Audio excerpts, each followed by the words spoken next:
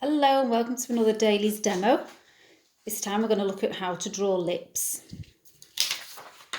Got our paper, got a pencil. I've got my hands on a shading pencil, but you use whatever you've got available. Okay, so we're going to start with the shape. We're going to draw a flattened M shape. We'll try and keep it symmetrical if we can. Okay, so the same on each side. And then the midline of the lip, we're going to follow like a parallel line to the top line here, but then it's going to join up at the corners. Okay, so it's not parallel here and here, just the middle bit. And then we've got this little scoop shape at the bottom.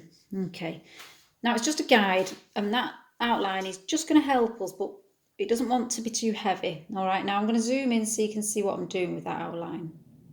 Okay, so I'm going to put some tone on there. Light generally comes from above, whether it's a light in a ceiling or the light from the sun up in the sky. So generally, light would hit the bottom lip and not the top lip, all right? So the tone on the top lip tends to be darker. So let's start applying a bit of tone.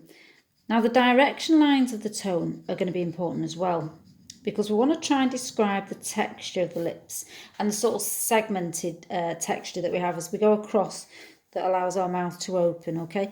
Now I'm smudging that tone away like we do usually, and I'm going to try and lose the edge of my lips, all right? I can just about see it, but I want to create some tone on the skin around the lips, okay? I'm going to apply a bit more. I'm just going to keep building that up a little bit, okay? Right, now we're going to move on to the midline. The midline here that we just drew, we're going to try and get that a little bit darker than the top, because light really doesn't get to that bit. So I want to be a bit gentle as we apply it. Doesn't want to be a harsh line. Want it to be soft and smudgy. And we blend away again so it's not obvious. Then we're going to apply some tone to the bottom lip, similar to the top lip, but a little bit more gentle, okay? Still using that sort of segmented pattern. Just blending it away again, so it's hardly there at all. Let's just strengthen all of that because it looks a little bit on the faded side at the moment. So everything we've got, we're just going to strengthen. Keeping the tones on the bottom nice and pale, tones on the top a little bit stronger, merging them into the outside skin.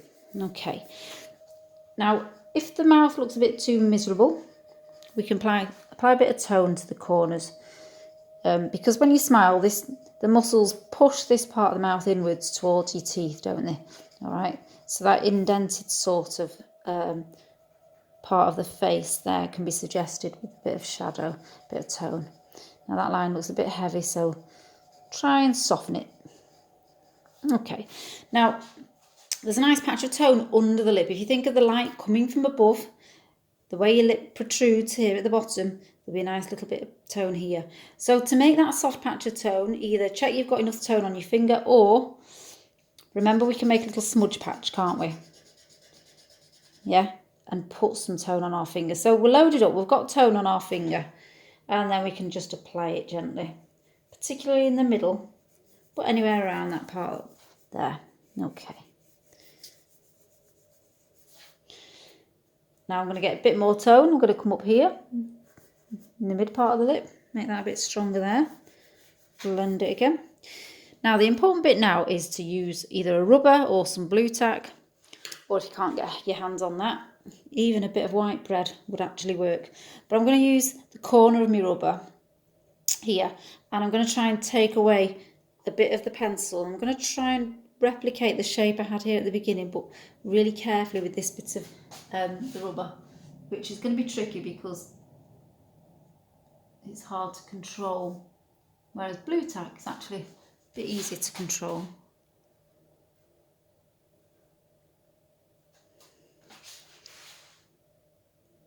Okay, we're trying to get that shape.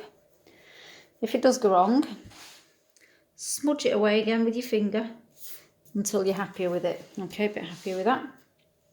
I'm now going to use my rubber on the bottom lip as well. take away a little bit out of the middle. And hopefully we're getting a sense that there's some lips appearing there. And then with the last bit, we can come up here and just check on your tones there. See if there's anything you need to add. But there we go. We've drawn some lips.